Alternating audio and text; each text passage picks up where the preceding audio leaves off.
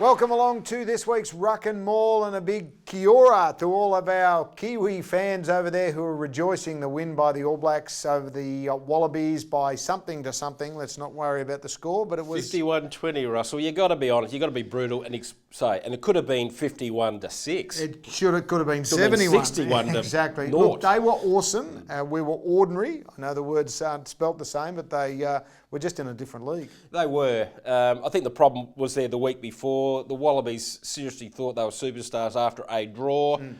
A non-try-scoring draw. Non-try-scoring draw, which they should have won. And then there was some silly little remarks made in the lead-up to the game in Auckland saying, oh, we're going to show them da-de-da-de-da. And you could see the All Blacks just sitting there seething. And then, bang, fly swat, bang, see you later, fly. It certainly was something that the Wallabies haven't experienced for a while. Richie McCaw got 5 minutes, so the referee was helping us out in as many ways as he possibly could, but it made little or no difference. No, even when he was off, they played okay. Yeah, and then he was sitting there, you could see him sitting there working out. Yeah, Darren Chan, the All Black manager, at his ear saying, well, over 10 minutes, this is what we're going to do when he came back. So he came back with another battle plan. There was a second artillery coming over the top, and it just got worse. And the problem was the Wallabies showed a lack of heart there at times. And admittedly, yes, the All Blacks were fantastic, but the lack of spirit there was... Credit where credit is due.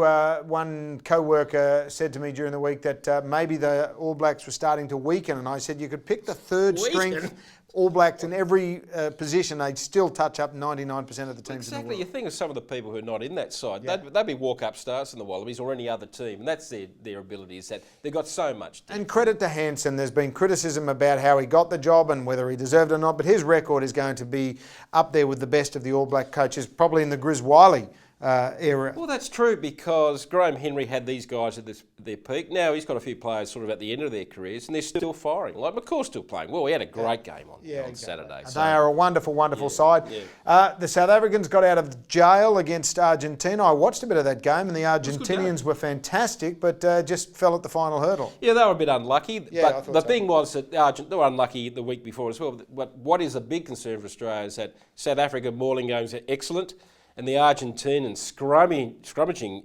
performance was outstanding. They cleaned up South Africa again. So there's a major worry the next few weeks when South Africa and Argentina get into our part of the world. Well, Australia really got to watch themselves. They could end up last, and because the Australian pack, yet again, as we were talking about, everyone said, oh, type 5, you beauty, we're back. And they got cleaned up again. Michael Hooper won the New South Wales Matthew Burke medal the other night, which was a fantastic result for him. I thought Israel Folau might have been one of the top pollsters, but surprisingly... Hooper was the most consistent. He had a very, very good year. But I think one thing we should mention before we go Let me tell you, without Israel Folau, they wouldn't have got anywhere near where they got to. Without Michael Hooper, gave them the Israel confidence. Folau wouldn't have got the balls. End of story, you know. But also, we should mention Pat McCabe. Looks as if he has to give the game away, which is very, very sad. Brittany Mitchell, our colleague on ESPN, broke the story today or a couple of days ago.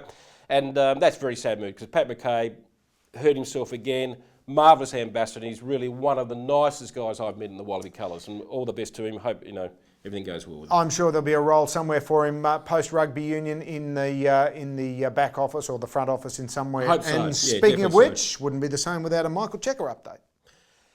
Well, they had their function this week, and everyone's jolly, but still, Mexican standoff. He wants more money, whether he gets it or not, but the mail's still the same. I think he's going to stay. But, Bill, I've still got my doubts, particularly after last Saturday. Mate, I've been in the... Yeah, well, you reckon he's going. I've been in the away camp the whole way through. Yeah, no, I'm with you. I think I've got my doubts he's staying, serious doubts. And now that one of the guys is coming back in James O'Connor, I reckon most definitely Beale's going. But that'll do it for this week. We'll catch you for more Ruck'n Maul next week.